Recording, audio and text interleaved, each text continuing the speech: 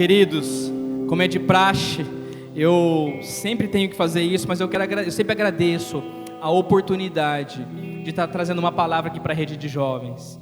É fato, para quem já me conhece há algum tempo, que ministrar na rede de jovens para mim é uma bênção.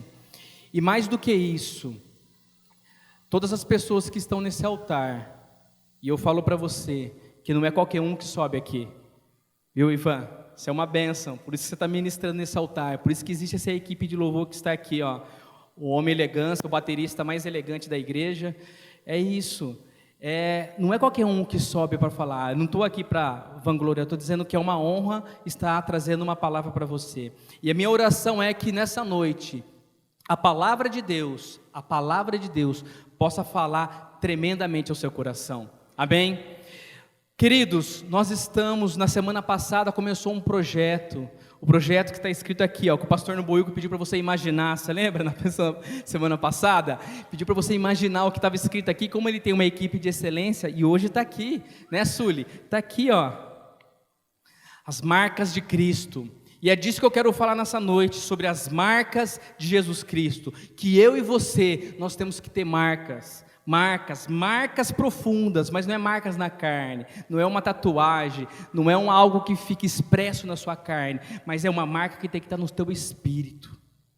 Nós temos que ter marcas, quando as pessoas olharem para você, olha, essa pessoa tem uma marca. Quando as pessoas olharem para você e falar, esse tem uma marca. As pessoas não podem achar você bonitinho, as pessoas não podem achar você legal, mas elas têm que olhar para você e falar, eis aí um homem de Deus, eis aí uma mulher de Deus, amém? É isso, nós temos que ter as marcas de Cristo. Nessa noite eu quero compartilhar um texto que está lá em Mateus, capítulo 10, versículo 38, abre a sua Bíblia lá, Mateus 10, 38.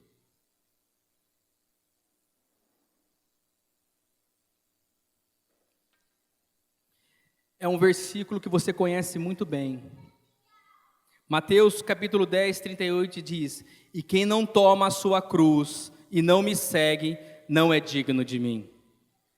Queridos, aquele que não se dispõe a carregar a cruz de Cristo, não tem as marcas de Cristo. Jesus Cristo literalmente carregou a cruz. Se você já assistiu um filme, que agora é antigo, que se chama Paixão de Cristo, você teve uma ideia qual era o tamanho daquela cruz. E o carregar aqui a cruz que Jesus está falando, não é só literalmente uma mensagem para você segui-lo, acompanhá-lo, mas entenda que quando você pega algo pesado, alguns dias atrás, um tempos atrás, eu fui ajudar meu cunhado, que construiu uma casa, estava finalizando e precisou de uma ajuda. Cunhado é bom para isso, né? Chama a gente para fazer força. E naquela coisa de carregar, fazer o esforço, o que aconteceu? A nossa mão ficou toda marcada, e a gente arrumou uma luva para não ficar marcas. Então eu quero dizer para você que todo cristão ele tem que ter marcas de carregar a cruz, marcas de você se esforçar, marcas de você seguir a Cristo. Você tem que ter marcas na sua vida que seja explanada, que seja uma identidade sua. Isso tem que ser as suas marcas. Nós temos que ter as marcas de Cristo. Nós necessitamos, para ter essas marcas de Cristo, nós precisamos ter algumas qualidades. E essas qualidades são qualidades espirituais. Não é a qualidade do que você pode fazer, não é a qualidade que você é uma pessoa muito bem dotada, não, são outras qualidades, são qualidades espirituais. Infelizmente, nós estamos vivendo um tempo de uma geração que tem deixado uma marca, principalmente os cristãos, uma marca que entristece a Deus. Infelizmente, nós vemos muitos cristãos, que a marca do cristão é a soberba, a marca do cristão é a arrogância, a marca do cristão é a concorrência, ele tem que ser melhor que o outro, a marca do cristão é a prosperidade, ele tem que se ficar rico a qualquer custo. Meu Deus, não é assim. Não é assim. Eu e você, nós temos que entender que é outro tipo de marcas que Deus quer para nossas vidas. Eu e você, nós temos que entender o que Deus quer para a nossa vida. É uma vida abundante, mas Deus tem um propósito para todos nós, para cada um de vocês que está aqui. Semana passada, eu amei um trecho que o pastor Noboico falou. Ele falou: estamos num projeto e esteja preparado para o confronto. Esteja preparado para o confronto. Eu quero dizer para você, meu querido, que o confronto, se você aceitar, você cresce. Porque é muito bom quando alguém fala: uau, você é assim, uau, fica passando só o mel. E quando alguém quer te podar, alguém que eu quero dizer, alguém que quer o teu bem, o pastor, o líder, teu pai, tua mãe, alguém quer que você cresça. Se você conversar com uma pessoa que entende de plantação, ele vai falar para você que algumas árvores, para frutificar, tem que podar.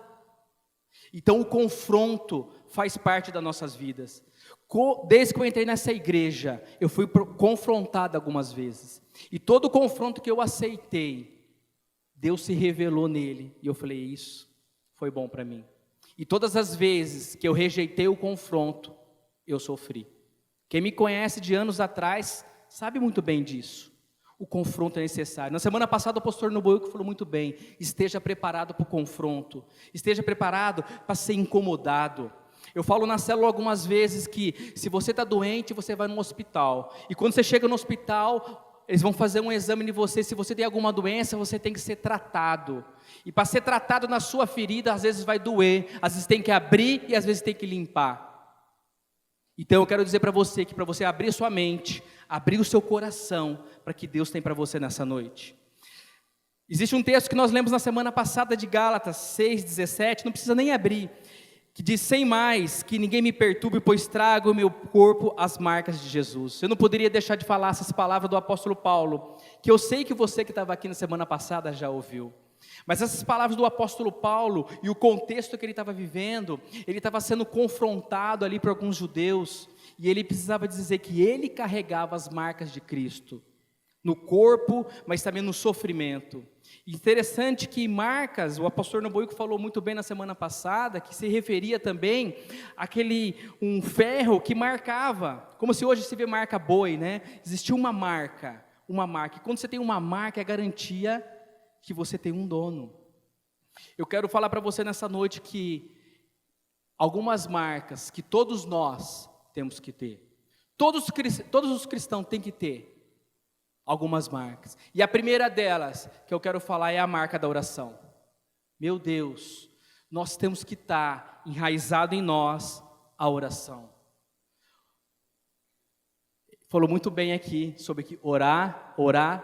O Ivan disse que incomodou a Deus, incomodou para Deus. O homem estava desesperado, né, coach, para casar. Incomodou. Mas como que ele incomodou? Através da oração. A oração tem que fazer parte das nossas vidas. A oração tem que ser o nosso modo de viver. Eu e você não podemos ter a oração como algo que eu faço quando eu acordo: Deus me abençoe o meu dia. E quando eu vou dormir, não é assim. Nós temos que ter uma vida de oração. Aí é diferente. Jesus é o nosso maior exemplo disso. O mais interessante, o apóstolo falou isso numa reunião, que eu não esqueci. Jesus não nos ensinou a cantar. Jesus não nos ensinou a dançar. Eu estava perdido, tivesse que dançar, todo duro. Não nos ensinou a dançar, a cantar, a tocar instrumentos, não, mas Ele nos ensinou a orar. A oração tem que fazer parte das nossas vidas. A nossa oração, nós temos que ter uma vida de oração. Interessante que só no Evangelho de Lucas, existem alguns textos que falam de Jesus em oração. Em Lucas 5,16, fala assim: mas Jesus retirava-se para lugares solitários e orava. No capítulo 6:12 diz: num daqueles dias, Jesus saiu para o monte a fim de orar, e passou a noite orando a Deus. No capítulo 9:18 diz: certa vez, Jesus estava orando em particular, e com ele estavam os seus discípulos. No versículo 28 diz: aproximadamente 8 dias depois de dizer essas coisas, Jesus tomou consigo a Pedro, João e Tiago, e subiu ao monte para orar. Capítulo 11:1 diz: certo dia Jesus estava orando em determinado lugar. Marcos 1:35 diz: de madrugada, quando ainda estava escuro, Jesus levantou-se, saiu de casa e foi para o lugar deserto, onde ficou orando. Meu Deus, quantas referências de Jesus orando. Se Jesus, que é o nosso modelo, ele tinha uma vida de oração, por que que eu e você, nós não somos assim? Meu Deus, teve 500 horas de oração. E talvez você fala, uau, eu orei muito, Jean, muito. Por 3 vezes, das 11 à meia-noite eu estava aqui. 3, já pensou? E o cara fala que orou muito. Não, oração é relacionamento. Oração é relacionamento. Você imagina o Ivan, recém-casado. O homem subiu no altar aqui, está segurando aqui, está cansado parece, está apoiado aqui, não sei porquê, está apoiado aqui, mas o homem recém-casado, chega o momento, o Canil fala assim, olha, para de falar com ele, o que vai acontecer? O homem fica desesperado, não é? Relacionamento, o homem não tem relacionamento, Deus quer ter um relacionamento com você.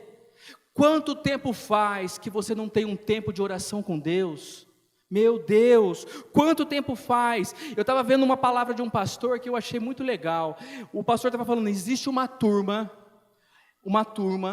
que é das 6 horas. Você já ouviu falar disso? A turma das 6 horas. Sabe o que é a turma das 6 horas? Você está indo para a igreja, a pessoa fala, 6 horas por mim. Aí o outro está indo para a célula, eu não vou na célula, mas 6 horas por mim. É assim, a turma das 6 horas. Não que é errado você orar por ninguém, lógico que não. Mas existe pessoas que nem orar ela quer. 6 horas por mim, 6 horas por mim, 6 horas, não, você ora. Quanto tempo faz que você não tem um tempo com Deus? Quanto tempo faz que você não tem um relacionamento com Ele? Meu Deus, será que Deus tem que abrir uma conta no Facebook para falar com você? Meu Deus, será que Deus tem que abrir um WhatsApp para falar com você? Você fala dos seus problemas para todo mundo, você conversa com todo mundo, você manda mensagem para todo mundo, quando chega o momento de oração, você fala que não tem tempo. Como assim? Como? Eu e você, nós temos que ter uma vida de oração. Eu e você, nós temos que ter uma vida de oração. Você tem que ter essa marca, porque aí sim, tem pessoas que às vezes não tem nem força para orar. Quando ela orar para você, ela vai olhar para o coach, você pode orar por mim? Porque ele sabe que é um homem de oração. Eu e você, nós temos que ter uma vida de oração. Se você não orar, não vai acontecer. Talvez você fique olhando e fala, meu Deus, por que as coisas não acontecem? Meu Deus, por que as coisas não vão? Meu Deus, porque as coisas só acontecem com os outros e não acontecem comigo? E o mais interessante, que a própria Bíblia se explica. A Bíblia diz lá em Tiago 4,3, diz assim, quando pedem, não recebem, pois pedem por motivos errados para gastar em seus prazeres. Meu Deus, você não sabe nem orar, porque faz tempo que você não se relaciona com o Pai. Faz tempo que você não tem um tempo e uma vida de oração. Eu já falei para vários discípulos, alguns discípulos meus, que falei, olha, oração não é falar bonito, como a gente vê algumas pessoas que oram, uau, como é bonito. Não, você pode falar do seu jeito com Deus. Se você é corintiano, você vai falar para Deus, Deus, é nós. Eu sei que você vai falar assim, né? É nós, não tem problema nenhum. Você tem que ter o seu jeito de falar, não importa, mas você tem que se relacionar com Deus. Meu Deus, às vezes, passa tanto tempo, você se fala com tantas pessoas, mas se esquece de Deus. Você fala o seu problema para tantas pessoas, mas não fala para Deus. Ei, Deus quer ouvir a sua voz, Deus quer falar contigo. Essa semana, eu estava com meu filho andando, no final da tarde, andando na calçada, perto da casa da minha sogra, e minha esposa trabalha, ela vende ônibus fretado. Então, quando ela desceu do ônibus, o meu filho viu de longe, eu até segurei ele, porque ele estava desesperado para ver a mãe, só que ela estava longe. Mas ele gritava, mãe, gritou uma, gritou duas, quando ele gritou terceira, mesmo com o barulho dos carros, minha esposa ficou assim no meio da rua, procurando, até quando ela olhou de longe, ela viu ele, e eu levei. O que eu quero dizer com isso? Deus está da mesma forma com você, Deus está com o radar, com os ouvidos ligados, esperando você chamar, pai, eu estou precisando de ti, pai, eu quero estar aqui, quero falar com você, mas às vezes Deus está ali, esperando, e você não fala nada, e aí você pergunta, por que as coisas não acontecem na minha vida? Aí você fala, por que as coisas não vão? Por quê? Por quê? Porque você não tem uma vida de oração. Eu e você temos que ter essa marca. Eu e você, nós temos que ter a marca da oração em nossas vidas. Eu e você, nós temos que ter essa marca de uma vida de oração. Não é um tempo de oração, não é uns minutos de oração, mas é uma vida de oração. Uma vida. Você consegue tempo para fazer muitas coisas. Eu sei que a sua vida é corrida.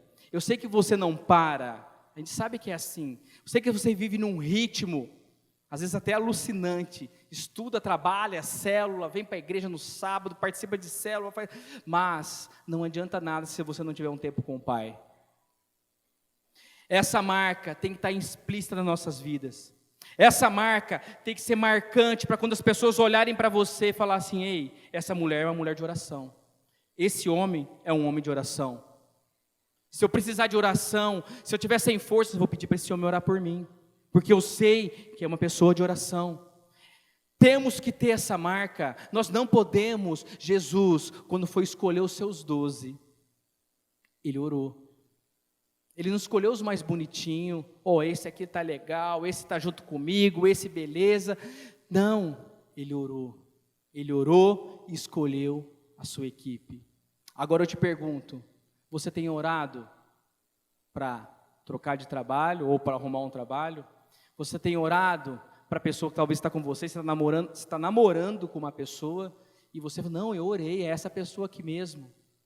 Você tem orado? Orado às vezes que eu quero montar um negócio e eu vou lá e faço, mas você orou e perguntou, você consultou a Deus? Tem pessoas que estão sofrendo consequências, sabe por quê? Porque não consultou a Deus. Tem pessoas que estão passando por provas hoje, porque não consultou a Deus. Queridos, hoje, abra sua mente, mas também abra sua boca para orar. Tenha a sua atitude de ter uma vida de oração. A vida de oração tem que estar enraizado em nós, tem que estar dentro de nós. Nós não podemos ficar parados e fazendo um monte de coisa, mas esquecendo de orar. Não, não é assim. Por que a igreja tem que fazer até campanha de oração? Por quê? Porque algo não tinha que ser tão natural em nós, tão natural. A apóstola nos ensinou algo muito interessante. Ela falou um dia no discipulado, na realidade era até uma conversa, e ela estava falando, quando um casal, por vezes, está com problema de relacionamento, eu pergunto: como é que está a sua vida de oração? E eu trouxe isso para mim. Não era eu o problema no casamento, tá? A gente estava conversando. Mas olha só, vida de oração. Como é que está a oração? Como é que está a sua vida de oração? Qual que foi a última vez que você chorou diante de Deus? Qual que foi a última vez que você chorou diante de Deus? Qual que foi a última vez que você chorou, clamou e intercedeu por uma pessoa? Qual foi a última vez? Meu Deus, se você não consegue se lembrar, qual foi a última vez que você chorou diante de Deus? Para e reflita que como está a sua vida de oração. Para e reflita para ver como é que está a sua vida. Às vezes as coisas não acontecem porque você não tem buscado. As coisas não acontecem porque você não ora, você não busca, você não tem relacionamento com o Pai. Então você precisa ter esse tempo de ter um relacionamento com Deus. Na semana passada, na ministração do Couto, eu achei fantástica, que ele falou sobre a geração do me dá, né? Me dá. Ora, quando ora, porque pede errado, porque é o quê? Eu só quero, me dá isso, me dá isso, me dá isso. E quando recebe, vaza. Foi isso que ele falou. Verdade. Não é isso. Busque ter um relacionamento com o Pai. Eu tenho um filho só, por enquanto. Mas um filho. E quando ele está comigo, você acha que ele não consegue as coisas? Que pai, né, Anderson, vai rejeitar alguma coisa para um filho? Não tem como. Nem quando você não tem dinheiro, você tem que dar um jeito.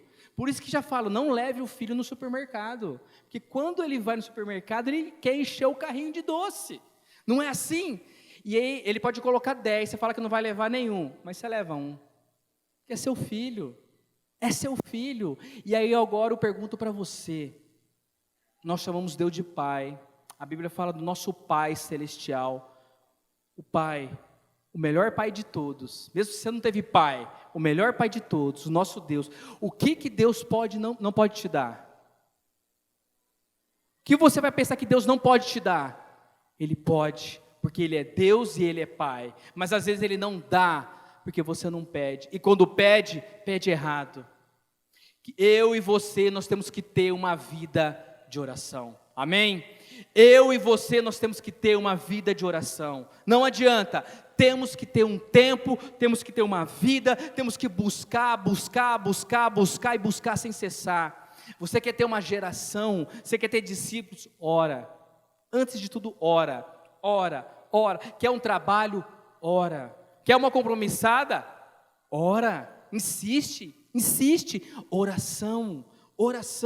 Nós temos que ter uma vida de oração. Não é tempo de oração, mas é uma vida de oração. E isso tem que ser uma marca que tem que estar em você, meu irmão. Tem que ser uma marca que tem que estar explícita em você. Não perca mais tempo. Tem pessoas que querem ganhar tempo, quer economizar tempo. Ora, tenha um relacionamento com o Pai, que Deus não tenha que olhar para você e falar assim: meu Deus, esse meu filho fica mais tempo no Facebook, no WhatsApp, conversa com todo mundo, mas não fala comigo. Que a sua vida não seja assim, mas que você possa ter um tempo e uma vida de oração, que você tenha uma vida mesmo de oração, de buscar a Deus a todo tempo, no seu lugar secreto. Que você tenha testemunho para dizer que falei: olha, eu orei e Deus respondeu. Mesmo se for não, Deus responde a oração. Amém? Que você tenha essa vida de oração. Você pode dar um aplauso ao Senhor?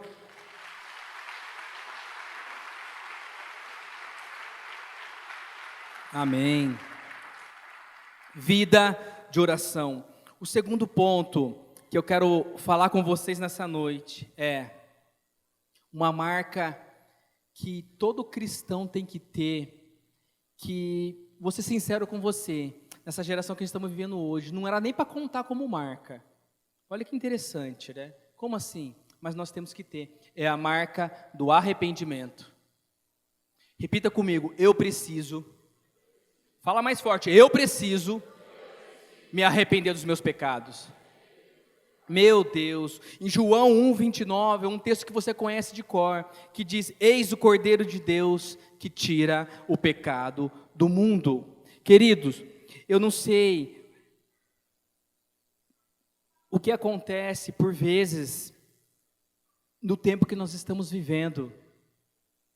Jesus veio para tirar o pecado do mundo, Ele veio para tirar o jugo que havia sobre nós, mas infelizmente nós estamos vivendo um tempo de uma geração, vou falar mais uma vez, vivemos um tempo de uma geração de psicopatas. Você sabia?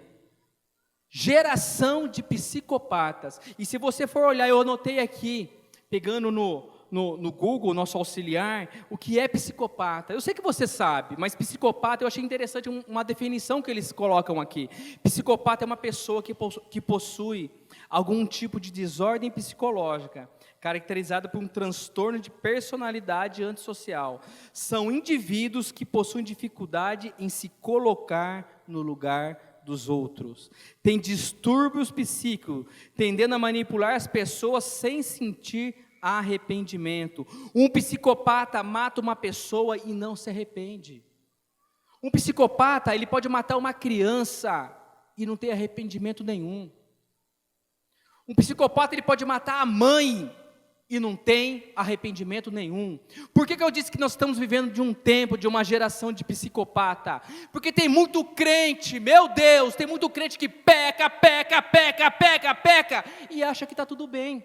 Aí o cara peca e está tudo bem. Ele vai lá e se relaciona antes do casamento. Sexo não tem problema, se engravidar não tem problema. Depois apresenta a criança aqui no altar e está tudo certo. Está errado. Tem muito crente que peca e nada, acha que isso é normal. Não é normal. Pelo amor de Deus, quando nós iniciamos esse culto, desde a hora que a equipe de louvor estava aqui, nós falamos aqui num tempo de adoração, depois nós nos prostramos que nós estamos na casa de Deus, e a palavra de Deus diz que Ele é santo, e Ele dá um mandamento para nós que nós devemos ser santo. E como que pode um crente pecar e achar que está tudo bem? Como que pode alguém que achar que pode desonrar pastor, líder, pai e mãe e achar que está tudo bem? Eu quero dizer para você que não está.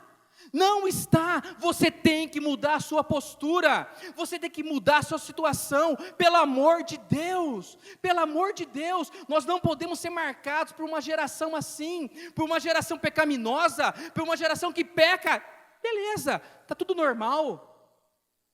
Uma geração que faz uma afronta para o líder, o pastor faz tantas coisas às vezes para ele, e um dia ele não consegue ir na célula dele, o cara já quer abandonar, já mete o pau no pastor, é pecado. Lê lá Hebreus, final dele, o que vai falar, o que você deve fazer? Você deve honrar os seus líderes. Meu Deus, nós não podemos ter essa marca na nossa geração, em nome de Jesus, que essa igreja seja uma igreja de santos, amém? Uma igreja de santos. Nós já fizemos congresso aqui de santidade.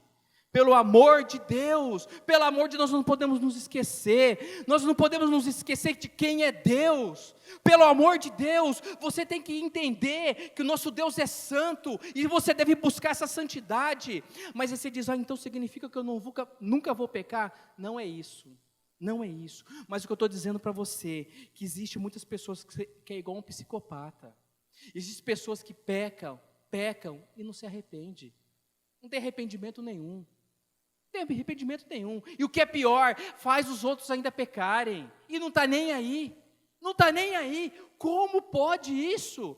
Pelo amor de Deus, que eu e você que está aqui nessa noite, e quem está nos escutando também, tenha uma mente renovada, amém? Mente renovada, ninguém se converte se não renovar a mente. A metanoia, o apóstolo já ministrou aqui algumas vezes, você tem que mudar a sua mente, você tem que entender, você tem que se arrepender dos seus pecados, porque se você não se arrepender dos seus pecados, não adiantou nada. Tem que ter arrependimento dos pecados. As pessoas hoje pecam e acham que está tudo bem, peca e está tudo bem, o cara vai lá, vem na igreja no sábado, depois fica com todos, normal, está tudo tranquilo na sua. Está normal nada, não está normal, pelo amor de Deus, eu quero dizer para você que não é assim, pelo amor de Deus. Tem um texto que você sabe de cor e salteado, Romanos 6:23, diz, pois o salário do pecado é o quê? A morte. E você acha que essa morte é o quê? Você fica brincando com a sua salvação, você fica brincando com o evangelho. Pelo amor de Deus,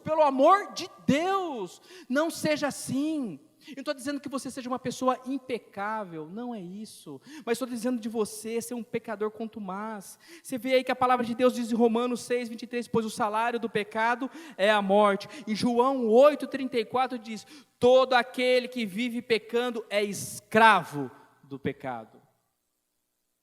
João 8:34, aquele que vive pecando é escravo do pecado, escravo. Eu quero falar para você nessa noite que um viciado em drogas, pessoa que é viciada em drogas, ela é escrava do vício, ela é escrava das drogas. Uma prostituta, ela é escrava do sexo. Todos eles precisam de libertação. O ladrão, ninguém rouba para ficar pobre. Nego rouba para querer ganhar dinheiro, ficar rico. O ladrão em todas as esferas, ele é escravo do dinheiro, porque ele quer achar meios e formas para mudar, para ficar rico, não é isso? Isso que o ladrão faz? Mas eu quero dizer para você que fica pecando, vive pecando, é escravo do pecado. Misericórdia. Você que peca e acha que está tudo bem, eu quero dizer para você nessa noite, não está tudo bem. Tem que ter arrependimento, tem que ter mudança, tem que ter transformação. Não é possível que você ache que você pode fazer o que quer. Aquele que vive solto faz o que vive da carne. Não é possível que você acha que você pode pecar e está tudo bem. Não está tudo bem, Todo escravo possui um senhor. Todo escravo possui um dono. E eu quero te perguntar para você nessa noite, quem é o seu Senhor? Eu quero perguntar para você nessa noite, quem é o seu dono? Quem é o seu Senhor? Quem é que manda na sua vida? A Bíblia está aqui falando sobre a escravidão do pecado. Todo escravo possui um dono. Todo escravo possui um dono. Mas a Bíblia fala que nós somos escravos de Cristo. Mas, se você vive pecando e acha que está tudo bem, não é assim. Em 1 Coríntios 7, 22 diz: pois aquele que sendo escravo foi chamado pelo Senhor, é liberto e pertence ao Senhor, semelhantemente àquele que era livre, quando foi chamado, é escravo de Cristo. Somos escravos de Cristo, e um escravo ele não tem direito. Quando nos tornamos escravos de Cristo, Ele é o nosso dono, Ele governa nossas vidas. Por isso, nós temos que parar com aquele dito: ai, mas eu tenho direito. Ai, mas hoje eu não vou na igreja porque eu tenho o direito de descansar. Hoje eu não vou na célula porque eu tenho o direito. Meu Deus, eu tenho o direito. Você tem o direito de ser santo. Você tem o direito de ser fiel. Você tem o direito de ser crente até o fim. Mas você não tem direito de pecar. Você é escravo de Cristo, porque se você não for escravo de Cristo, você é escravo do pecado. E o teu dono não é o Senhor. Senhor, eu gosto, até quando eu dei aula para o pessoal de Romanos, né, que dei aula para a turma de Romanos, para os casais, e eu falava para eles que era uma palavra que eu gostava muito, que em grego, Senhor é Kyrios, ou Curios, né, mas quando eu estava estudando, falava que esse Senhor era um Senhor diferente, que hoje quando se fala de escravidão, talvez a gente não entende muito, mas naquela época, quando você era senhor de um escravo, você tinha direito a tudo sobre ele. Por isso que a palavra empregada por Paulo em Senhor e Kyrios é relação a que o nosso Deus, Cristo, tem todos os direitos sobre nossas vidas. Todos os direitos Ele tem sobre nós. Mas, em Romanos 6, 18 diz: vocês foram libertados do pecado e tornaram-se escravos da justiça. Amém? Vocês foram libertados do pecado e se tornaram escravos da justiça. Você pode dar um aplauso ao Senhor? Porque talvez você tenha que entender.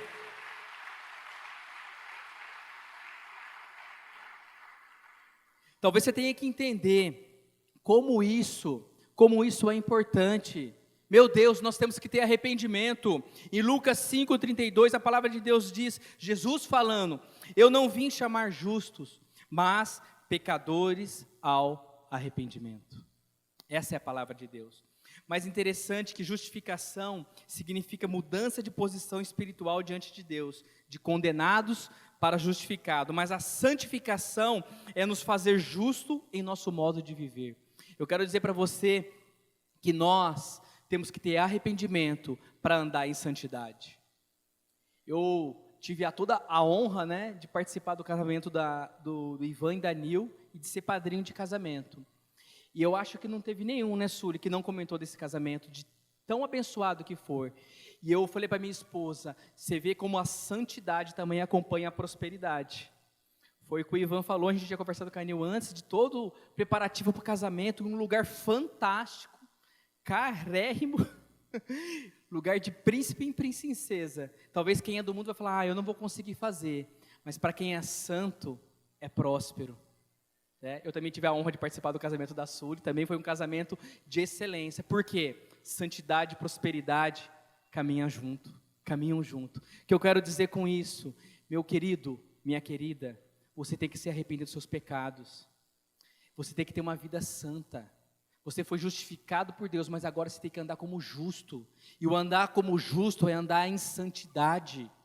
Andar em santidade é você falar assim: ei, eu quero saber se aqui isso está certo, eu vou consultar a Deus, eu vou consultar o meu pastor, eu vou consultar o meu líder. Eu lembro que eu não era nem casado, chegou um dia que eu queria ir no cinema, aí eu liguei para o meu líder: ei, estava pensando em ir no cinema e tal. Ele falou: já estou sabendo, mas então pode ir. Puxa, eu podia falar: pô, estou velho, já tenho mais de 21 anos, né? Não preciso ficar falando com nenhum homem barbado para saber se eu posso ir num cinema com a pessoa que eu vou casar. Mas não, eu entendi que eu tinha que andar em santidade. A santidade tinha que estar explícita na minha vida. E eu, aqui, nesse tempo que eu tenho na igreja, quantos jovens que se casaram santos. E a gente vê quantos jovens que vivem, que casaram santos e têm o seu casamento santo. E como a vida deles é totalmente diferente que quem quer andar na contramão. Meu Deus, arrependimento e santidade. Você tem que se arrepender dos seus pecados e viver em santidade. Você tem que ter uma vida santa. Meu Deus, você tem que se esforçar para andar em santidade. Andar em santidade, porque se você não andar em santidade, meu querido, eu quero falar para você que você não vai ver Deus. Eu trabalhei com um diretor que ele falava assim: você quer ver Deus, você tem que morrer. Ele falava, quer ver Deus, tem que morrer. E por parte ele não estava errado não, ele falava isso brincando, mas é certo. Mas em Hebreus 2,14 diz assim: esforce-se para viver em paz com todos, e para serem santos. Sem santidade ninguém verá o Senhor. Sem santidade ninguém verá a Deus. E eu quero dizer para você, meu Deus, o que você está fazendo andando na contramão? Meu Deus, o que você está fazendo andando na contramão? Quem anda na contramão aqui na cidade, sofre acidente, bate, se machuca, e é o que vai acontecer com você. A partir de hoje, pelo amor de Deus, decida a viver em santidade, decida a ser um homem, a ser uma mulher santo. E o que eu mais gosto, é uma palavra que está lá em Levítico, finalizando esse ponto, lá em 19:2, que diz assim, é Deus falando, diz assim: diga o seguinte a toda a comunidade de Israel: sejam santos, porque eu, o Senhor, o Deus de vocês, sou santo. Pelo amor de Deus, será que eu e você, será que a gente se esqueceu de quem é Deus? Será que nós nos esquecemos de quem é o Senhor? O nosso Deus é santo, e Ele fala, Ele pede para nós temos que ser santo, como Ele é. Será que nós nos esquecemos que hoje a gente pode pecar, e tudo bem, eu vou lá e peço a perdão, mas esse perdão por mim não vale, porque depois a pessoa vai lá e peca de novo, porque não tem arrependimento? Pelo amor de Deus, será que a sua vida está assim, e você ainda pergunta para Deus porque as coisas não acontecem? Você não tem vida de oração, você não tem arrependimento, você não anda em santidade, e você ainda quer saber porque as coisas não andam? Pelo amor de Deus, tenha uma mudança de vida. Pelo amor de Deus, mude a sua atitude. Pelo amor de Deus, mude a sua mente. Pelo amor de Deus, se converta. Não é possível que a gente vai ter uma geração de psicopatas que peca, e está tudo bem. Peca, e está tudo normal. Não, se arrependa, meu querido, se arrependa para ter uma vida abundante. Deus tem um plano de vida. Lembrei do pastor Sandro agora, né? Cadê o Lê? O Lê está aí, né? Deus tem um plano para a sua família, né? O pastor Sandro gosta de falar isso. Deus tem um plano para a sua família, mas é verdade, ele só não falou qual é o plano ainda, mas Deus tem um plano para a sua família. Mas Deus tem um plano para você sim, de ter uma vida abundante. Mas se você precisa mudar, você precisa se arrepender dos seus pecados, você precisa viver em santidade. Eu sei que tudo isso que eu estou falando, como o pastor Noboico falou na semana passada sobre obediência, sobre humildade, tudo isso você já ouviu. Mas por que você não mudou até hoje? Porque não teve arrependimento, porque o pecado está bom. Porque você sabia, se o pecado fosse ruim, fosse amargo, no sentido, porque a Bíblia fala que ele pode ser até doce no início, mas no final você vai sentir o sabor amargo. Mas no início, o pecado, para muitos, é doce. É ruim beijar? Não é. É ruim ter relacionamento? Né, tem algumas crianças aqui, então, é ruim, você sabe, você é adulto, você sabe do que relacionamento que eu estou falando. É ruim então, para quem é casado, é excelente, é ótimo, é muito bom. E tem que fazer, é bíblico. Mas e antes do casamento? Por quê? Por que você acha que está tudo bem?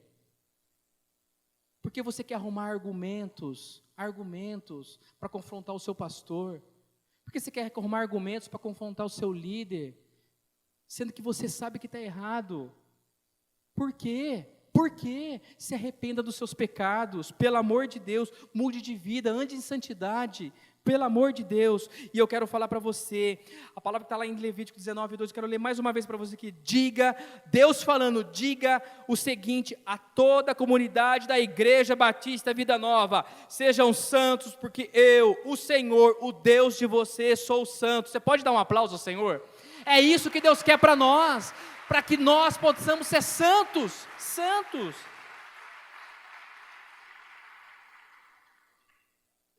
E o terceiro e último ponto, se a equipe quiser subir, que hoje eu quis ser bem breve, eu quero falar de algo, mais uma vez, que eu tenho certeza, e essa certeza é absoluta, que também você já ouviu sobre isso.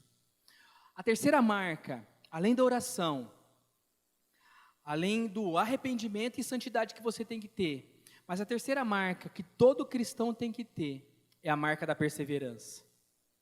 Diga comigo, eu preciso ser perseverante. Você precisa ser perseverante, você precisa perseverar. Você precisa perseverar. E eu estava estudando, pensando sobre isso. A perseverança está ligada com fé. A perseverança está ligada com compromisso.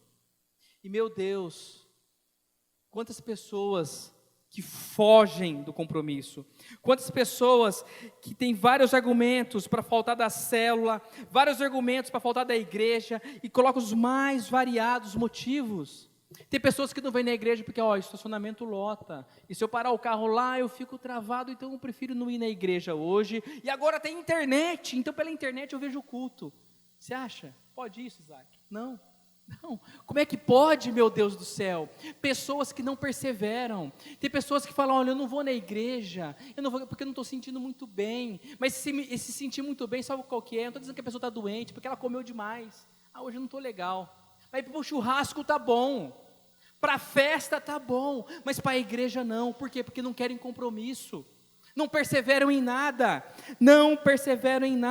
elas fogem de um compromisso sério com Deus. Esse é um grande problema também dessa nossa geração, as pessoas fogem do compromisso com Deus. A palavra lá em Mateus, capítulo 24, versículo 13, diz assim: mas aquele que perseverar até o fim, será salvo.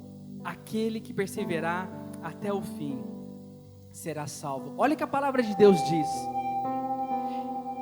O início do capítulo 24, talvez se a sua Bíblia for NVI, você vai olhar lá, que fala sobre os sinais do fim do tempo. E esse último versículo 13 que eu li, é o final de uma conversa que Jesus estava tendo com a sua equipe de 12. Jesus estava falando com a sua equipe e estava falando sobre os sinais do final do tempo. E Jesus falava para ele que no final dos tempos teríamos guerra, teriam nação levantando contra nação, teriam fome, terremoto, teriam cristãos sendo perseguidos. Disse também que ia ter um aumento da maldade. Parece o tempo que nós estamos vivendo, né? Mas, existe um mas ali. Mas, aquele que perseverar até o fim será salvo. Aquele que perseverar até o fim será salvo. Eu quero falar para você, meu querido, nessa noite, que o sofrimento faz parte da vida de um cristão, que a dor faz parte da vida de um cristão. Algumas semanas atrás, umas 4 semanas atrás, eu e minha esposa, nossa geração sabe, passamos por um tempo de dor, de choro, de perda, mas nós falamos, nós temos que perseverar. Em nenhum momento nós pensamos assim, olha, não aguento mais, a gente busca Deus. Podia vir com todos os meus argumentos e falar, Deus, eu faço célula, Deus, eu ministro, Deus, eu vou para um lugar, vou para outro, gasto combustível, gasto tempo, e acontece isso comigo? Não. Nenhum momento, essa foi a nossa declaração, mas nós entendemos que falamos assim, mesmo no sofrimento, nós sabemos que Deus é conosco, mesmo na dor, nós sabemos que Deus é conosco, e todas as pessoas que passam por lutas, todas as pessoas que passam por dificuldades, todas as pessoas que perseveram, elas saem diferente. Todas as pessoas que eu conheço passaram por lutas, mas quando elas passam com Deus, elas saem diferentes, elas saem fortalecidas. Meu Deus, você precisa ser um homem, uma mulher que persevera em Deus. Pelo amor de Deus, tem pessoas que basta um acontecimento, basta um problema para desistir. Tem pessoas que falam: olha, eu arrumei um trabalho, mas até agora eu não recebi meu cartão de ônibus, e eu vou sair desse trabalho. Aí você pergunta: meu Deus, mas quanto tempo faz que você está trabalhando nesse emprego? Faz 2 dias. 2 dias, e a pessoa já quer largar. Por quê? Tem pessoas que vão para a faculdade e falam: não, eu não quero fazer mais faculdade. Mas por quê? Porque eu tenho que ir de ônibus, eu vou gastar tempo. Não, e todo mundo na faculdade tem carro. Não perseveram. Tem pessoas que não conquistam nada por não serem perseverantes. Não perseverar. Mas o que é pior, meu querido? O que é pior? Tem pessoas que perseveram naquilo que não era para perseverar. Tem pessoas que perseveram naquilo que o pastor, o líder, o apóstolo já falou: não faça isso, e a pessoa está perseverando naquilo que não era para fazer. Tem pessoas que perseveram no relacionamento destrutivo. Tem pessoas que é para você falar para ela: olha, sai fora disso, para com isso, esse relacionamento não é de Deus. E a pessoa persevera, e vai amargando. Sabe amassador de barro, como o povo estava antes de ser salvo? Antes de Deus levantar Moisés como libertador, o povo estava amassando barro. Tem pessoas que passam a vida amassando barro, porque perseveram naquilo que não eram para perseverar. Tem pessoas que perseveram até em tempo, em trabalhos que não eram. Não precisa nem consultar a Deus. Tem pessoas que perseveram em trabalhos que tiram o seu tempo, a sua comunhão com Deus. Meu Deus, tem coisas que você não precisa nem perguntar para Deus. Se você arrumar um trabalho que vai tirar você da presença de Deus, pula fora, sai fora, isso não é de Deus. Mas ore e busque que Deus tenha o melhor para você, mas persevera naquilo que Deus quer.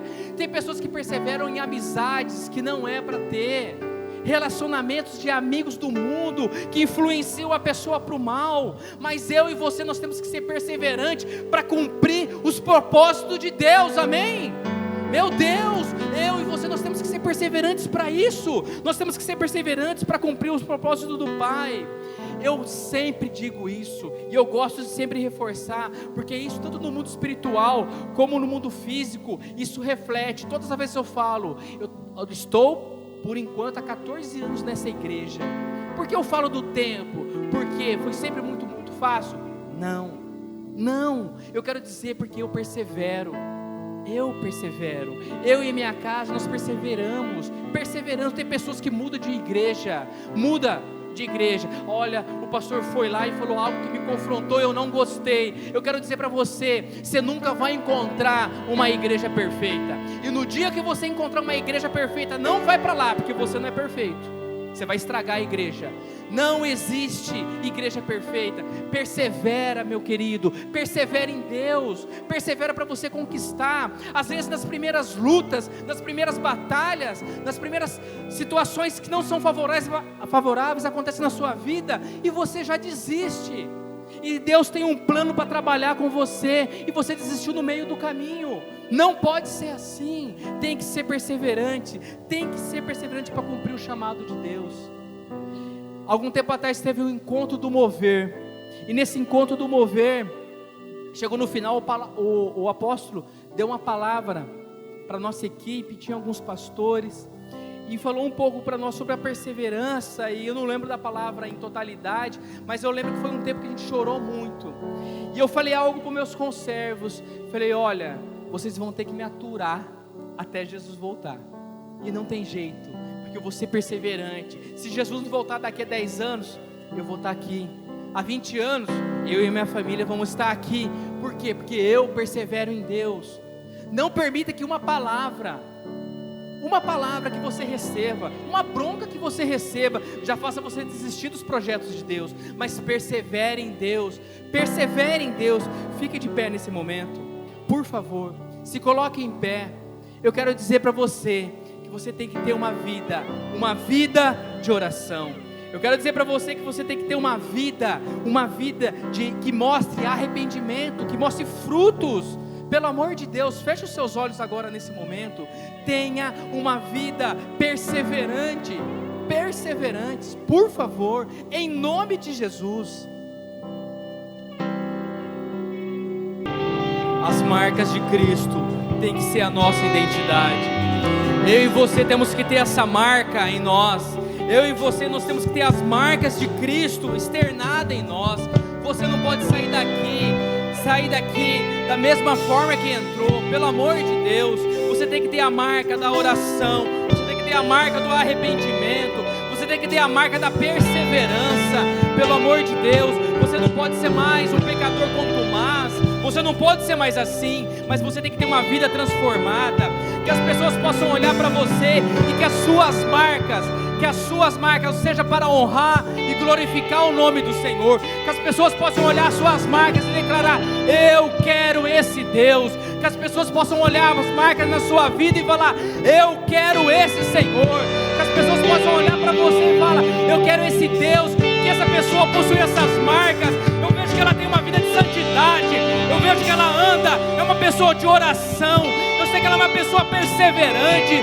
Essas marcas têm que estar em nós. Essas marcas têm que estar em você. As marcas de Cristo têm que estar em você. Não é possível que você saia daqui da mesma forma. Não é possível que você não saia daqui sem essas marcas. Por favor, abra o teu coração, abra a tua mente para receber o que Deus tem para você. Por favor, em nome de Jesus, que as marcas de Cristo estejam na sua vida, que seja algo que seja para todos possam ver, que seja externado em você, em nome de Jesus. Você pode dar um forte aplauso a esse Deus, você pode dar um forte aplauso